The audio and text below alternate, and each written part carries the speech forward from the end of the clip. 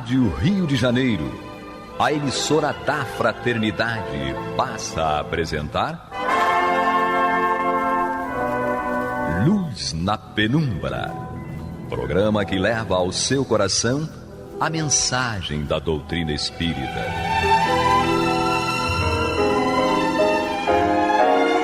E agora, com vocês, Aloísio Guigino, Fátima Miranda e Eduardo Araújo, para o estudo da obra O que é o Espiritismo, de Allan Kardec. Abraços, amigos ouvintes da Rádio Rio de Janeiro, emissora da Fraternidade. Estamos aqui mais uma vez, eu, Aloísio, com Maria de Fátima Miranda. Ela. Sim. E aqui em espírito ainda, neste momento, Eduardo Araújo. Delineando suavemente o perispírito. Já está na área resolvendo outros problemas. E alguém ali no ninho. E alguém no ninho aqui, certo? Mas ele disse que ele já está quase águia. Pois é, esse pardal vai longe. Esse pardal vai longe. Tem a reencarnação, né? Isso. Nós estamos estudando aqui a obra O que é o Espiritismo, de Allan Kardec. Nós estamos no capítulo 1, Pequena Conferência Espírita. Nós estamos falando do tópico médios interesseiros. É algo que nós conhecemos, sabemos da existência, da utilização da mediunidade em proveito próprio. Então, o visitante faz uma pergunta cuja resposta é longa e nós paramos no último programa no meio dessa resposta. Vamos repetir a pergunta para nós relembrarmos. E com relação a essa questão do médium interesseiro, diz ele: compreendo esse raciocínio do ponto de vista moral, isto é, que não deve ocorrer, mas do ponto de vista moral. Entretanto, não é justo que aquele que emprega seu tempo a bem da causa não seja indenizado quando esse tempo é roubado ao trabalho de que precisa para viver. É um raciocínio muito voltado e pautado sobre valores materiais, né? Sim. Porque é a nossa vida aqui como encarnados em que nós temos o nosso trabalho e temos uma retribuição que irá promover ou determinar até o nosso sustento, bem-estar, etc. Mas não é o caso quando nós lidamos com a espiritualidade. Sim. Né? Porque nós não podemos dizer que nós não temos uma retribuição. Nós temos uma retribuição, só que essa retribuição não é material, como normalmente nós entendemos aqui. E Kardec, então,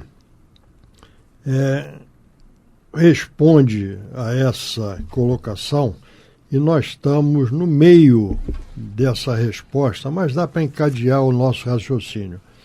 E Kardec diz então: pois bem, caro senhor, encontrareis 1000 como este contra um que não esteja nas mesmas condições, e é esta uma das causas que mais tem concorrido para o crédito e propaganda da doutrina, ao passo que, se ela só tivesse intérpretes interessados, não contaria a 4ª parte dos adeptos que possui hoje. Então, isso aqui é um ponto muito interessante, porque é algo que sobressai dentro da prática da doutrina espírita e que nós procuramos aplicar em nossas vidas. É que e a própria doutrina dos espíritos, ela tem como propósito maior o nosso desenvolvimento moral, não é? Então, é o nosso crescimento moral, a nossa transformação moral. E o nosso corpo físico e os valores materiais com que nós convivemos são, na realidade, meios que hoje, enquanto aqui estamos encarnados, são necessários para a nossa manutenção, para o nosso sustento. Mas a razão maior da doutrina, e a mediunidade está voltada para esse desenvolvimento, para essa revelação, para esse esclarecimento, para essa consolação, são valores morais, não são valores especificamente materiais. Então, isso é o que Kardec procura nos lembrar aqui. E apenas como abrindo um parêntese, lembrando para nós todos que essa obra que nós estamos tratando aqui, ela foi editada em 1859, isto é, logo em seguida a primeira edição de O Livro dos Espíritos, que foi em 1857, e ela trata dos principais aspectos que surgiram, ou perguntas, dúvidas ou acusações, certo? Que foram feitas, ou mau uso que existiu, quando da edição de O Livro dos Espíritos, que foi uma verdadeira revolução no conhecimento do espiritualismo, vamos dizer assim. Então Kardec nos lembra que a mediunidade, ela nos vem não como uma ferramenta para uso de alcançar êxitos materiais, mas sim para que nós alcancemos êxitos morais e espirituais. Eu lembrei agora de um amigo, já está desencarnado, ele dizia assim: Miranda, a casa espírita não é para dar lucro, é para dar luz. Para dar luz. Isso aí, não é? É a mesma coisa da livraria da casa espírita. Sim. A livraria da casa espírita, ela não existe para dar lucro para a casa espírita, mas sim para o esclarecimento da causa espírita. Da causa espírita. Isso aí. É isso aí. Né? Aí lembra Paulo, quando ele orienta, que quem vive para o altar, termina vivendo do altar. Com isso, não quer dizer que não tem pessoas que se dediquem integralmente à tarefa e à causa espírita, quando já estão no estágio de vida que podem fazer isso. Não é? Porque enquanto precisa do trabalho para conquistar o salário mensal, é justo que trabalhe e nas horas que tiver uma vaga no seu tempo, dedique à casa espírita. Mas parar de trabalhar para ter a dignidade do pão e ficar por conta da casa espírita, quando tem necessidade do recurso, aí não é o ideal. E isso é um aspecto que diferencia a prática espírita de outras práticas que nós conhecemos. Sim, né? sim. E isso traz, conforme nos relembra aqui Kardec nessa resposta a essa pergunta que é feita, nos relembra aqui que se o Espiritismo tivesse intérpretes na mediunidade, intérpretes interessados em tirar proveito dessa mediunidade, não contaria a quarta parte dos adeptos que possui hoje. Sim. Porque é algo que chama atenção, essa dedicação pela causa e não em própria causa, em causa própria. Pois é. Porque, de alguma forma, já não seria aquela gratuidade que Jesus nos orienta, dai de graça o que de graça recebeu. E na causa espírita, o que está envolvido é a assistência de Jesus através dos bons espíritos a quem necessita. Você continua? Vamos lá. É perfeitamente compreensível que os médios de profissão sejam excessivamente raros, pelo menos em França. Eles são desconhecidos na maioria dos centros espíritas da província, onde a reputação de mercenários bastaria para que os excluíssem de todos os grupos sérios, e onde para eles o ofício não seria lucrativo, por causa do descrédito de que se tornariam objeto e da concorrência de médios desinteressados que se encontram por toda parte. Interessante essa observação dele. A observação dele fala porque isso nos remete muito aos tempos atuais, né? Porque ele faz uma comparação entre o exercício da mediunidade nos grandes centros e nos pequenos centros populacionais, vamos chamar assim, onde esses médios interesseiros nos grandes centros são diluídos, certo? Pela quantidade de médiuns sérios que existem e que praticam a mediunidade como deve ser.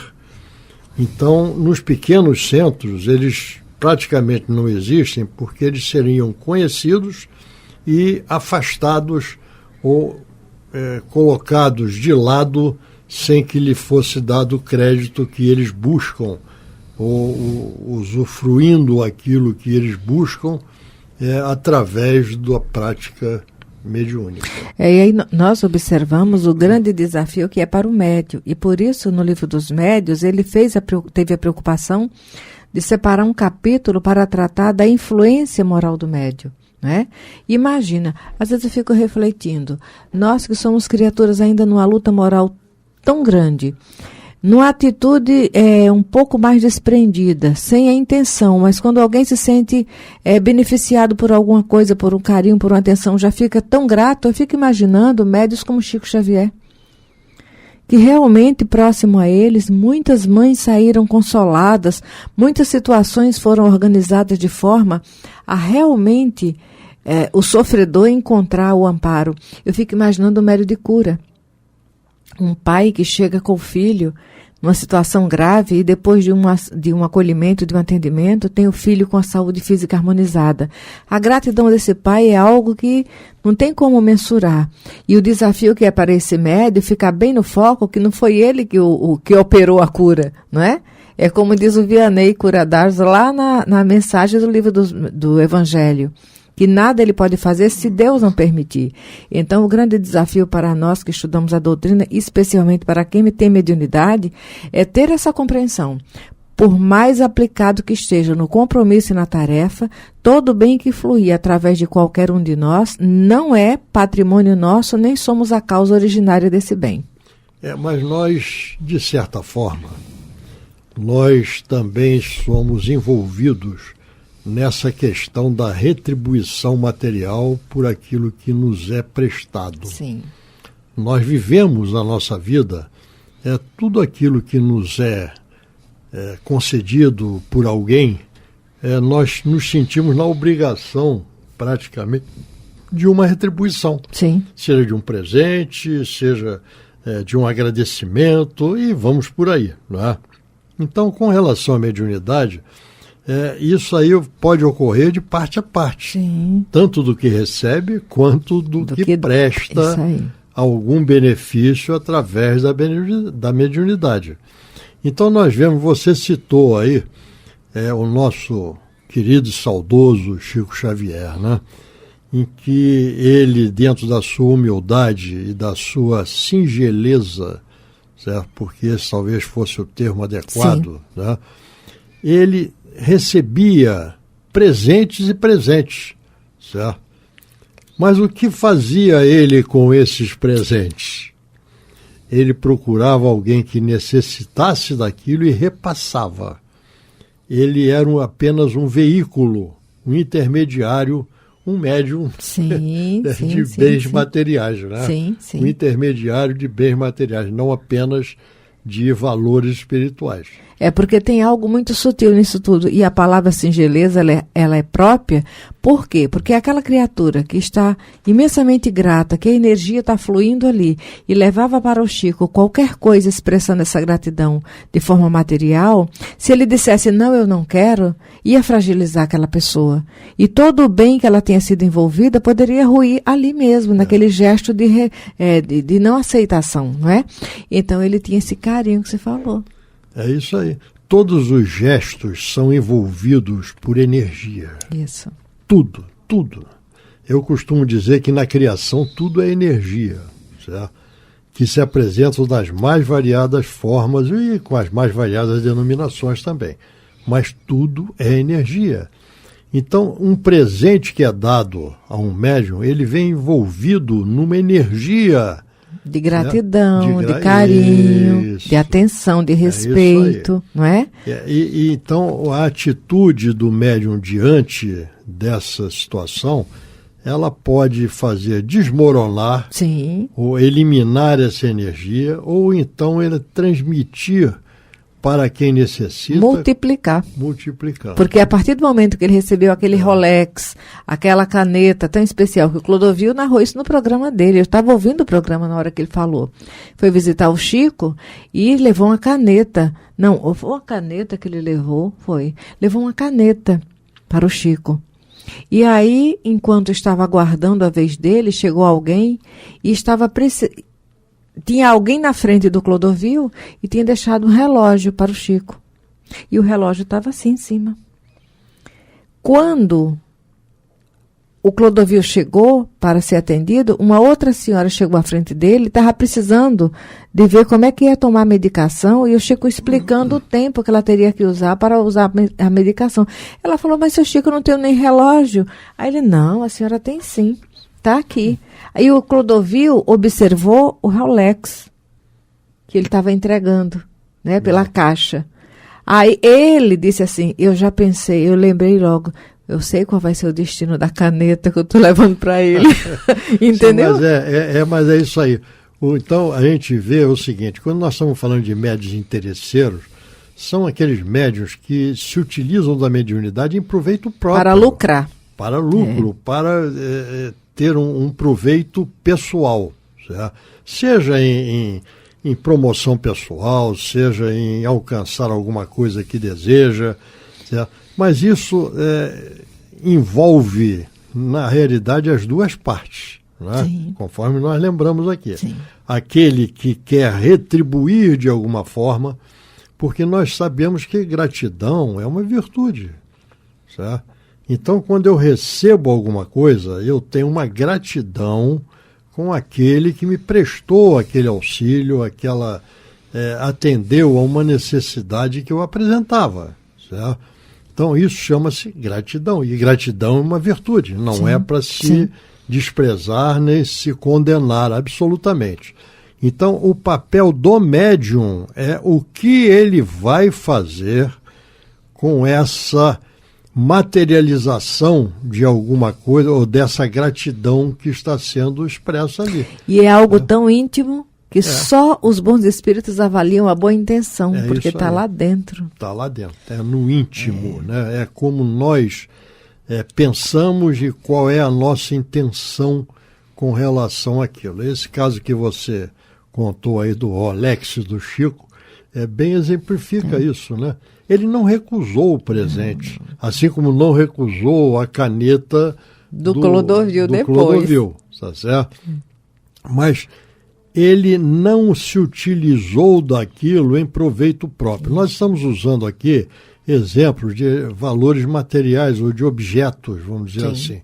Mas tem também de promoção pessoal, certo? Seja de melhoria de emprego, de posição na sociedade, e vamos por aí afora, certo? Usando muitas vezes até da credibilidade que o médium angaria ou pode angariar através do exercício da mediunidade para usufruir de benefícios pessoais, certo? Então isso é que nós estamos falando aqui quando nós nos referimos a médiuns interesseiros. Interessante. E essa colocação, essa reflexão, ela está diretamente ligada também ao 2º mandamento da lei divina, no Decálogo.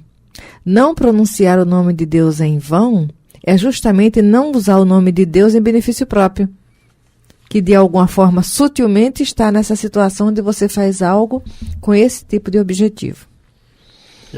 Vamos em frente? Vamos lá. Para suprir, seja a faculdade que lhes falta, seja a insuficiência da clientela, há falsos médios que tudo aproveitam, servindo-se das cartas, da clara do ovo, da borra do café, etc., a fim de contentar a todos os gostos, esperando por esse meio, na falta de espíritos, atrair os que ainda creem nessas tolices. Se eles unicamente... Para aqui? Vamos lá. Vamos lá, porque esse aqui é algo também que é muito interessante que nós entendamos. Certo? Para suprir, seja a faculdade que lhes falta. Nós estamos falando de mediunidade, né? Então, essa faculdade que lhes falta é justamente a de ser um médium intermediário, de ser o porta-voz da espiritualidade. O médium é isso. Certo? O médium, ele é um intermediário. Não é ele apenas eu diria, até falando até de uma forma mais mais jocosa, não pejorativa, mais jocosa, é um boneco de ventríloco, tá certo? Em que quem fala é o ventríloco, tá? Mas para nós aparece como se fosse o boneco que está produzindo aquilo. Os movimentos, quando na realidade, aqui, trazendo isso para a mediunidade, quem fala é o espírito, mas quem transmite aquilo, certo, é o médium. Certo? Quando lhe falta esta possibilidade, e ele não quer perder a clientela, vamos botar a clientela entre aspas, certo? O que faz ele? Usa de artifícios para atrair e manter essa clientela. É o que diz Kardec aqui. A insuficiência, quer evitar a insuficiência da clientela. E existem falsos médiuns que se aproveitam, servindo-se de cartas, da clara de ovo, da borra de café, porque quando você entorna a borra do café, de repente formam determinadas formas ou figuras, símbolos, desenhos, que você pode induzir a interpretação daquilo de acordo com a necessidade daquele momento. Então é muito importante que nós entendamos isso, porque aí nós já estamos entrando não mais nos interesseiros apenas, mas nos charlatãs. Isso aí. Tá? É assim? Isso aí. Vamos lá. Só faltam 2 minutos. Vamos acabar aqui. Vamos? Se eles unicamente a se prejudicassem, o mal não seria grande. Porém, há pessoas que, sem nada aprofundarem, confundem o abuso com a realidade. E disso se aproveitam os mal-intencionados para dizer que é nisso que consiste o Espiritismo. Já vedes, pois, Senhor, que se a exploração da mediunidade conduz a cometer abusos prejudiciais à doutrina, o Espiritismo sério tem razão de não aceitá-las, de repelir o seu auxílio. Então, isso aqui é o espírito. Nós estamos falando aqui do espiritismo sério, né? Então, o espiritismo sério, ele repele essas condições, essas situações, porque não é isso. A mediunidade não se propõe a isso. E nós não vamos usar esta mediunidade nem em proveito próprio, nem através de artifícios nós buscarmos a confiança, credulidade e a credibilidade daqueles que estão envolvidos naquele aspecto desse fenômeno. É isso? Isso mesmo. Então chegamos ao final aí. Chegamos ao final. Mas é interessante, essa nossa conversa de hoje nos fez refletir, ou nos trouxe algumas reflexões que são muito importantes com relação ao uso indevido da mediunidade. Então, com isto, nós vamos parando por aqui, agradecendo a companhia de todos e marcando já um próximo encontro na próxima semana, se Deus quiser e Ele há de querer. Muita paz. Muita paz. Pronto. Você está ouvindo o programa Luz na Penumbra.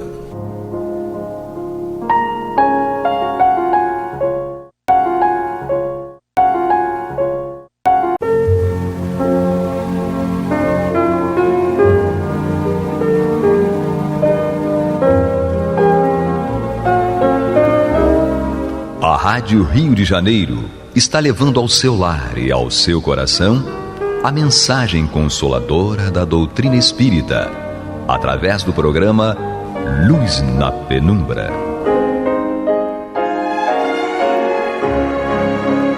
E agora com vocês, Bill Fabiano e Renato Souza, para comentar os textos da Revista Espírita de Allan Kardec no período de 1859 a 1869.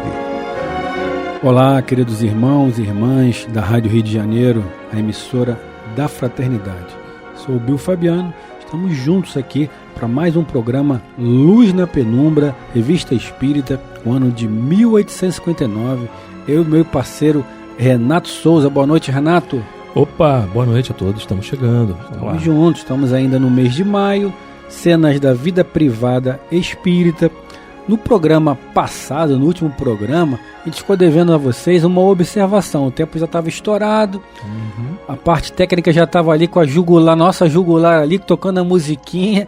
Ou seja, a gente teve que abortar a missão da observação e, conforme prometido, a gente vai recomeçar aqui com a observação, não é isso, Renato? Perfeito. Vamos lá, então. A observação de Kardec diz o seguinte. Falávamos de Santo Agostinho, né? Lembrando a vocês, naquela comunicação com Santo Agostinho, depois de passar por Mozart, Chopin, entrou a vez de Santo Agostinho. E a observação de Kardec diz o seguinte: mais uma vez, esta comunicação confirma a grande verdade. Ou seja, nada é inútil em a natureza. E até fazer um parênteses aqui, que ele coloca aqui que a Terra já foi esse mundo transitório de espíritos errantes, né? Antes da formação, né? Não precisava de nada físico ali, né, Renato? Sim, sim. Como espírito não precisa. Então, ela foi um porto, né, de passagem para esses espíritos errantes. É bem interessante isso. Em algum lugar, algum há o vazio. Tudo é habitado. Há vida em toda parte. Assim, durante a dilatada sucessão dos séculos que passaram antes do aparecimento do homem na Terra, durante os lentos períodos de transição que as camadas geológicas atestam, antes mesmo da formação dos primeiros seres orgânicos, naquela massa informe, naquele árido caos em que os elementos se achavam em confusão, não havia ausência de vida. Seres isentos das nossas necessidades, das nossas sensações físicas, lá encontravam refúgio, que a gente acabou de falar agora, né? Quis Deus que mesmo assim, ainda imperfeita, a Terra servisse para alguma coisa. Quem ousaria afirmar que entre milhares de mundos, ou dos mundos que giram na imensidade, um dos menores, perdidos no seio da multidão infinita deles, goza do privilégio exclusivo de ser povoado? Qual então a utilidade dos demais? Tê-lo-ias Deus feito unicamente para nos recrearem à vista?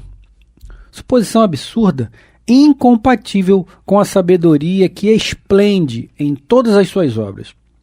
Ninguém contestará que nesta ideia da existência de mundos ainda impróprios para a vida material, e não obstante, já povoados de seres vivos apropriados a tal meio, há qualquer coisa de grande e sublime, em vez de talvez se encontre a solução de mais de um problema. Essa foi a observação de Kardec, e a gente já vai entrar aqui. Bill.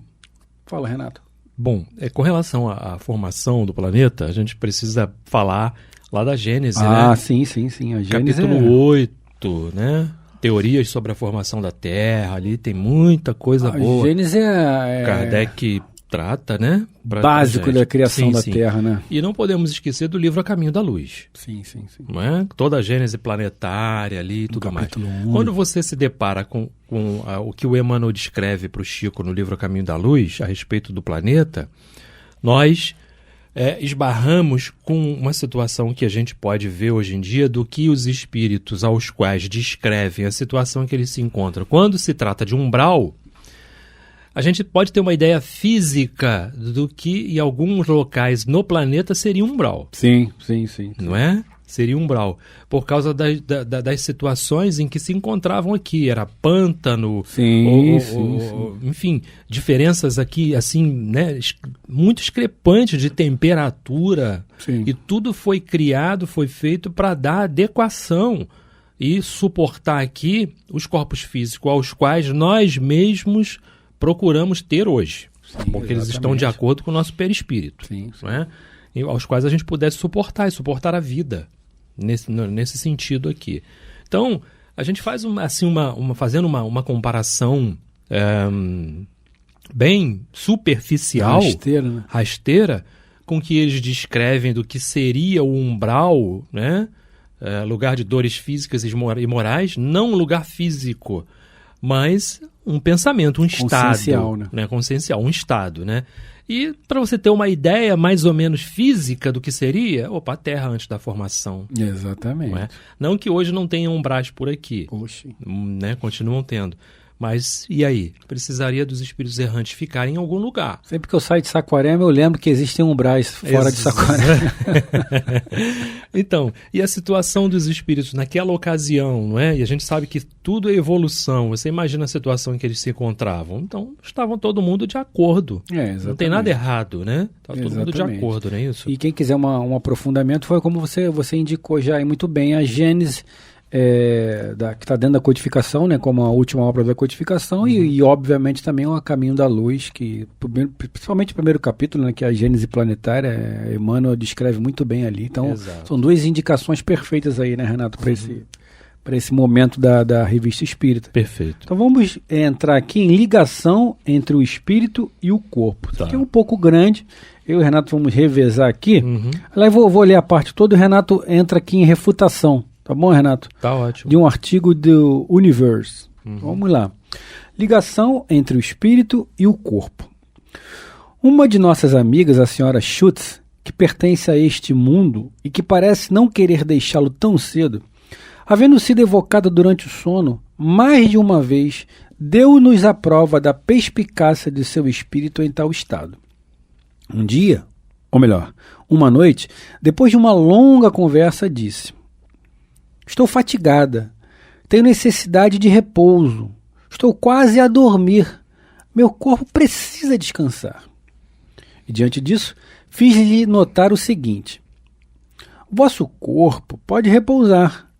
Falando-vos, eu não o prejudico, é vosso espírito que está aqui, e não o vosso corpo. Podeis, pois, entreter-vos comigo, sem que o seu corpo sofra. Ela respondeu: enganai-vos pensando assim, meu espírito se destaca um pouco de meu corpo, tal como se fora um balão cativo retido por cordas. Quando o balão é agitado pelo vento, o poste que o mantém cativo ressente-se dos abalos transmitidos pelas amarras. Meu corpo representa o papel de poste para o meu espírito, com a diferença de que experimenta sensações desconhecidas do poste, e que tais sensações fatigam bastante o cérebro. Eis porque o meu corpo, assim como o espírito, necessita de repouso. Falando, obviamente, nisso, porque nota-se que é o espírito encarnado. Exato. O corpo físico está ligado ao espírito. Por isso que ele está recebendo as impressões do corpo. Obviamente, os espíritos ainda que desencarnados, mas que estejam muito ligados ainda, né, Renato, à matéria, ele continua a sentir as mesmas impressões da matéria. Assim como somos nós, né, que André Luiz, que é bem claro isso, sobretudo no nosso lar, né, as pessoas sentindo fome, necessidade de sentindo sede, né, principalmente os recém-desencarnados, né, Renato, que sentem as impressões da matéria e necessitam aos poucos sendo retirado aquilo ali. Então, eu vou sentir fome, recém-desencarnei, já desencarnei com fome, Exato. Vou manter as impressões, Exato. Bebo muita água sempre, vou sentir vontade de beber água, isso é normal. Né? E nesse caso aqui, ela estava recebendo aquele cansaço físico em decorrência da ligação ainda com o corpo físico. Sim, né? sim. Conversávamos muito sobre essas situações em outros momentos aqui no próprio programa Luz na Penumbra. Não é? Sim, trouxemos as explicações que o Kardec traz nas obras e nas obras auxiliares também, nesse sentido. Porque fala-se única e exclusivamente de perispírito. Exatamente. Todas as sensações, ele ainda guarda as impressões do corpo. Então ele vai falar da sede, ele vai falar da perna que dói, ele vai falar do braço que não tem mais, ele vai falar do dor do golpe que foi desferido no corpo físico, seja por uma arma branca ou uma arma de fogo. Né? Ele vai citar tudo isso, porque as impressões são muito profundas. E é justamente isso que faz com que passe para a parte psíquica. Passou para a parte psíquica, pronto, ele tem que resolver, fica marcado no perispírito. Exatamente. Não é? A questão da sensação de sede, da sensação de cansaço, isso tudo é tratado quando o espírito retorna à pátria espiritual, quando é resgatado, e tudo, isso tudo é tratado. Porque às vezes num momento de perturbação, num momento de crise, ele talvez nem tenha tanta assim, a percepção de que aquilo precisa ser tratado para passar. Não, ele sente aquela dor e se acostuma a sentir aquela dor enquanto está no umbral. Exatamente. Enquanto está amargurando situações, né? Então a gente precisa entender que o tratamento ele começa desde mesmo da assistência básica. Sim, sim. Não é, Bill? Desde a assistência básica e ir procurando mostrar pouco a pouco, olha, você não tem mais o corpo físico, a sua perna não é mais essa perna. Vai desconstruindo aquilo do espírito. Né? Não é mais essa perna conforme, mas é minha perna, sim. Não é mais essa perna. Exatamente. Não é? É isso aí. Então me lembra a Regina Célia do Carmo, perdão, né? A médium Célia do Carmo, no livro Encontro de Médiuns Notáveis, do Valdemar Falcão, em que ela vem relatando a situação de que ela encontra, em determinada ocasião, né, um espírito dentro da casa dela e ela estava assistindo um filme que falava justamente sobre a guerra na União Soviética, né? Esse espírito aparece, era um rapaz de 19, 20 anos de idade, dizendo que ele não tinha mais as pernas, que olha, minhas pernas, como é que estão minhas pernas? A esteira do tanque tinha passado por cima das pernas dele. Não é? E ela começa todo um trabalho de dizer, olha, você está vivo, eu não, eu vou morrer, eu estou morta, mas você não, você está vivo. Você pode sair pela janela que você não vai cair lá embaixo. Exatamente. E o espírito faz isso, e o espírito fazendo perguntas, mas você tem certeza? Abre a porta para eu sair, não é? E ela dizia, não, você não precisa de porta, né? E vai até a janela, foi até a janela, mas aqui é quarto andar. Mas eu vou cair lá embaixo. Não, você não vai cair lá embaixo. Se eu passar, eu vou morrer, eu vou cair. Você não morre mais. Você está vivo. E o espírito, depois de todo aquele atendimento fraterno, porque é atendimento fraterno. Sim. Todo atendimento fraterno que foi feito para ele conseguiu sair pela janela e prosseguir, e não caiu. E não vai cair mesmo. Vai morrer duas vezes. Não existe isso. Isso aí. Né? Com certeza, né, Bill? Isso aí, estamos no programa Luz na Penumbra, Revista Espírita, o ano de 1859, no mês de maio. Vamos dando sequência aqui. Conforme nos declarou aquela senhora durante a vigília, jamais havia pensado em tal explicação, o que vem mostrar perfeitamente as relações existentes entre o corpo e o espírito, enquanto este último desfruta uma parte de sua liberdade. Sabíamos perfeitamente que a separação absoluta só ocorre depois da morte, e até mesmo algum tempo depois. Jamais, porém, essa ligação não nos havia sido descrita por uma imagem tão clara e tão interessante. Por isso, felicitamos sinceramente aquela senhora por haver tão bem demonstrado as suas faculdades espirituais quando dormia. Entretanto, para nós, isso não passava de uma comparação engenhosa. Ultimamente, porém, a imagem tomou proporções de realidade. O senhor R., antigo ministro residente dos Estados Unidos, junto ao rei de Nápoles, homem muito esclarecido sobre o espiritismo, fazendo-nos uma visita, perguntou-nos se nos fenômenos de aparição já tínhamos observado uma particularidade distintiva entre o espírito de uma pessoa viva e o de um morto. Numa palavra, se teríamos um meio seguro de reconhecer se a pessoa está morta ou viva quando um espírito aparece espontaneamente em vigília ou durante o sono. Ao responder-lhe que não tínhamos outro meio senão perguntando ao espírito, disse-nos que conhecia na Inglaterra um médium vidente dotado de grande poder, que toda vez que lhe apresentava o espírito de uma pessoa viva, notava um rastro luminoso que partia do peito e atravessava o espaço sem ser interrompido por nenhum obstáculo material, indo terminar no corpo. Era uma espécie de cordão umbilical que unia as duas partes momentaneamente separadas do ser vivo. Nunca observou quando a vida corporal já se havia extinguido, e era por esse sinal que reconhecia se o espírito pertencia a uma pessoa morta ou a alguém que ainda vivia. Está falando aqui do famoso cordão de prata, exato, né? Enfim, daquele laço que liga o corpo perispiritual ao espírito, ao corpo físico, né? Fazendo que essa tríade se torne uma coisa só, um corpo só, né? E aqui continua. A comparação da senhora Schutz nos veio à mente e encontramos a sua confirmação no fato que acabamos de relatar. Faremos, todavia, uma observação a respeito. Sabe-se que no momento da morte, a separação não é brusca.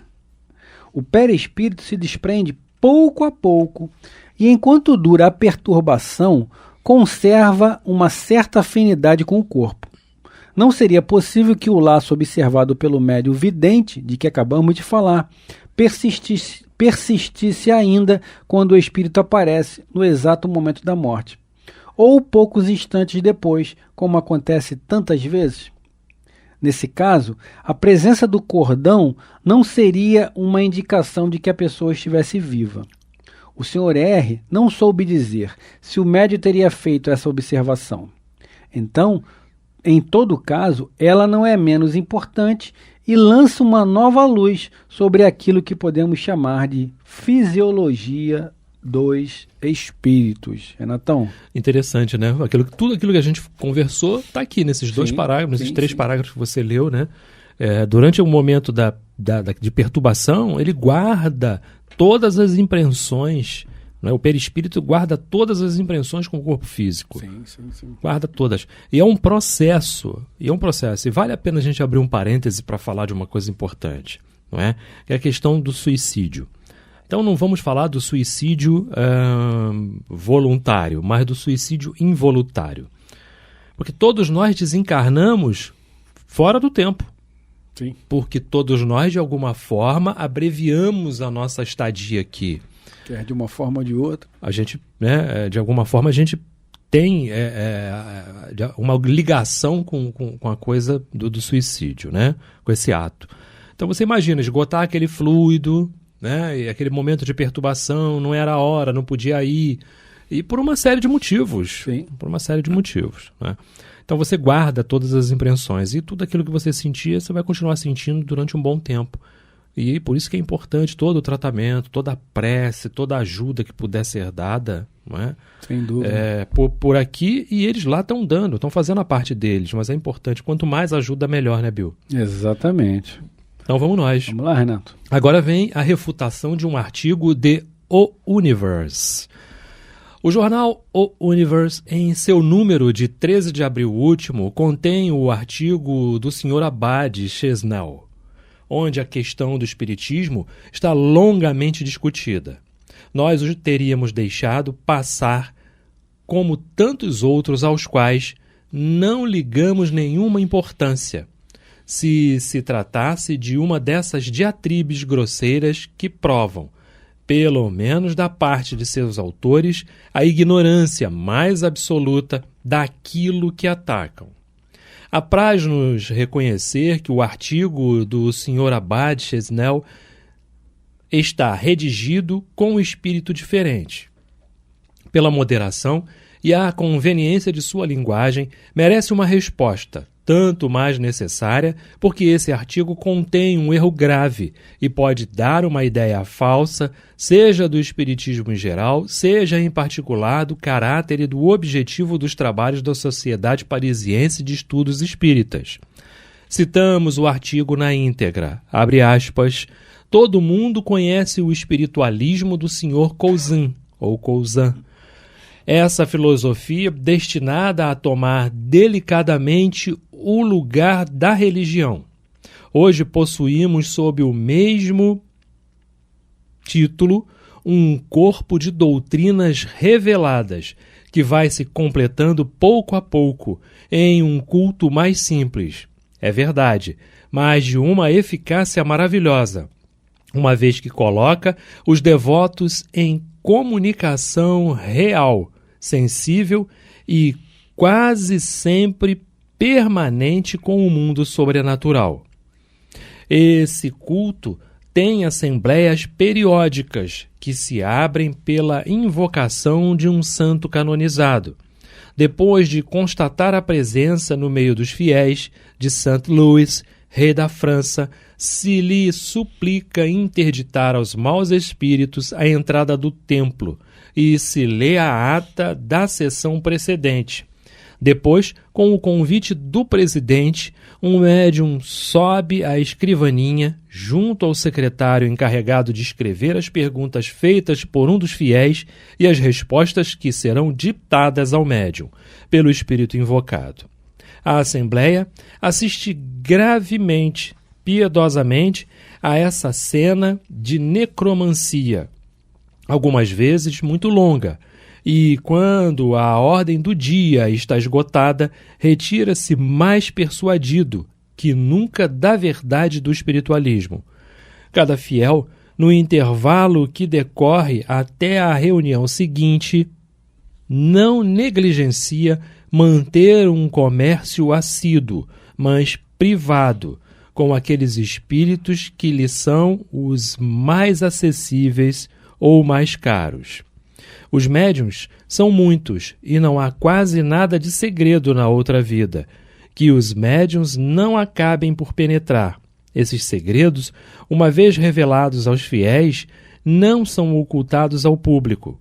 A revista espiritualista, que aparece regularmente todos ao público, que aparece regularmente todos os meses, não recusa nenhuma assinatura profana e qualquer um pode comprar os livros que contém o texto revelado com seu comentário autêntico.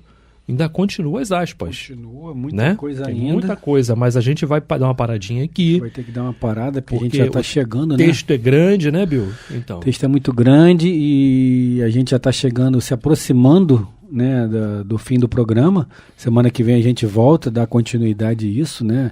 Nesse momento a gente só nos resta agradecermos, né, a audiência de todos, a presença de todos, a presença da técnica, a presença do meu parceiro de sempre, Renato Souza, prometendo a vocês, se assim Deus permitir, que semana que vem, no mesmo horário, no mesmo dia, estaremos juntos, mais uma vez, para mais um programa Luz na Penumbra, Revista Espírita, o ano de 1859.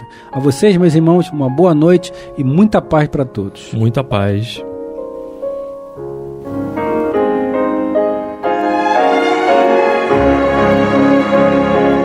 E vamos ouvir agora a prece de encerramento de nosso programa, na voz de Geraldo de Aquino. Jesus, dá-nos coragem para a luta, piedade para os insultos e misericórdia para as injustiças e ingratidões. Limpa nossa alma de inveja e ambições mesquinhas, de ódio e de vingança o nosso caminho. E que dentro em pouco, ao recolher-nos de novo ao calor do nosso leito, para que o sono nos dê a paz e o esquecimento das tristezas humanas, possamos sentir, Senhor, no mais íntimo de nosso ser, a doçura indefinível do Teu amor e a grandeza incomparável da Tua divina presença. Que assim seja.